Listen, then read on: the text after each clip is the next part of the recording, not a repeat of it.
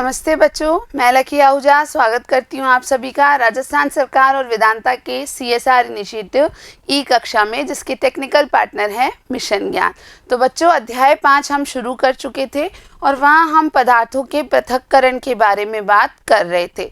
पिछले वाले भाग में हमने हस्तचयन और थ्रेशिंग विधियों की बात करी थी और इस भाग में हम अगली विधियों यानी निष्पावन तथा चालन की बात करेंगे। तो चलिए बच्चों, शुरू करते हैं।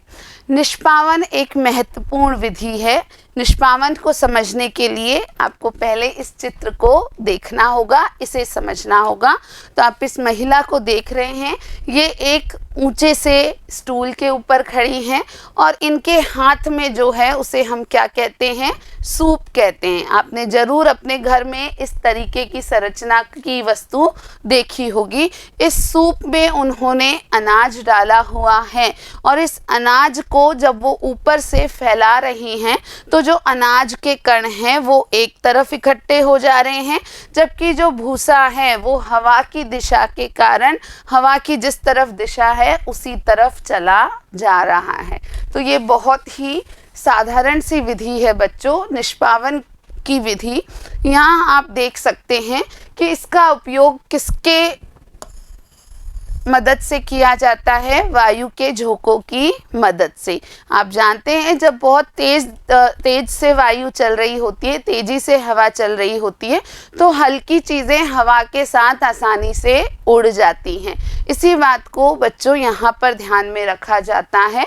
तो मिश्रण से भारी और हल्के अवयवों को जब पृथक किया जाता है, यहाँ आप देख रहे हैं कि अनाज भारी अवयव है, जबकि भूसा जो अनाज में मिश्रित है वो एक हल्का अवयव होता है।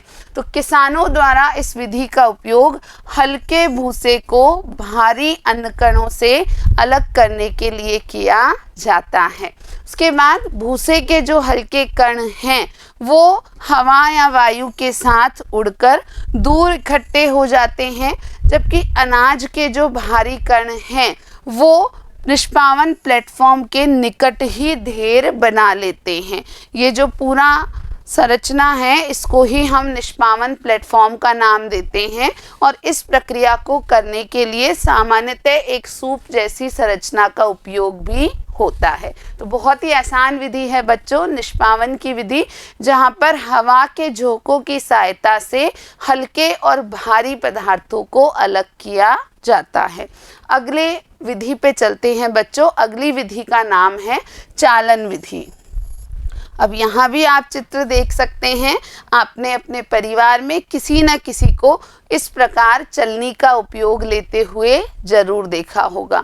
जब आटा, मैदा या सूजी इस तरीके की चीज़ों का उपयोग किया जाता है तो सामान्यतः घरों में इन्हें छान लिया जाता है, ताकि अगर कोई अशुद्धि इनमें हो तो वो छलनी के ऊपर ही रह जाए, और इस विधि को चालन विधि कहा जाता है। तो आटे से जब विभिन्न व्यंजन बनाए जाते हैं तो उन व्यंजनों को बनाने के लिए जो चोकर उसमें है या कोई अन्य अशुद्धियाँ अगर उसमें होती हैं तो उन्हें अलग करने के लिए ही इस छलनी का उपयोग किया जाता है। तो चालनी या छन्नी महत्वपूर्ण है, क्योंकि इस चालनी से जो आटे के छोटे कण हैं वो नीचे निकल जाते हैं। आप देख पा रहे हैं आटा नीचे जा रहा है, जबकि जो बड़ी अशुद्धियाँ होती हैं वो इस चलनी में ही रह जाती हैं।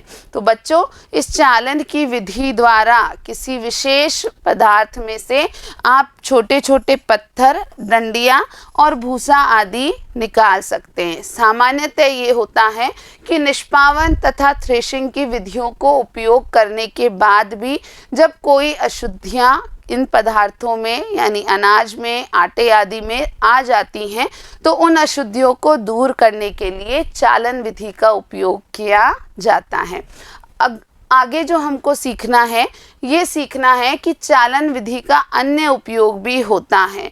आपने देखा होगा जब कोई नई इमारत बनाई जाती है, बिल्डिंग बनाई जाती है, लोग घर बनाते हैं, तो इस तरीके की चलनी का, इस तरीके की बड़ी चलनी का उपयोग भी करते हैं। जब सीमेंट, बजरी आदि को इस पर से डाला जाता है तो इनमें जो बड़े बड़े कंकड़ या पत्थर होते हैं वो चलनी के ऊपर ही रह जाते हैं, जबकि सीमेंट जो है वो नीचे की तरफ छनकर आ जाता है। तो बच्चों, इस विधि का उपयोग मिश्रण के ऐसे अवयवों को अलग करने में किया जाता है जिनकी माप या आकार में अंतर होता है। यहाँ आप देख पा रहे हैं कि जो पत्थर होते हैं, छोटे छोटे पत्थर उस चलनी से नीचे नहीं जा पाते हैं। तो ऐसी स्थिति में यह स्पष्ट है कि यदि एक ही आकार के दोनों पदार्थ होंगे, जो मिश्रण है उसमें अशुद्धियाँ भी उसी पदार्थ के आकार की होंगी, तो हम चालन विधि से उनको अलग नहीं कर सकते हैं। जबकि जब आकार अलग अलग होता है तो हम किसी पदार्थ से चालन विधि के उपयोग द्वारा अशुद्धियों को आसानी से अलग कर सकते हैं। तो बच्चों, आज के इस भाग में हमने निष्पावन तथा चालन दो महत्वपूर्ण विधियों की बात की है। आशा है आप सभी इन दोनों विधियों को अच्छे से याद रखेंगे। तो मिलते हैं अगले भाग में। इसी अध्याय के अगले भाग में हम कुछ और विधियों का भी अध्ययन करने वाले हैं। वीडियो देखने के लिए आप सभी का बहुत बहुत धन्यवाद।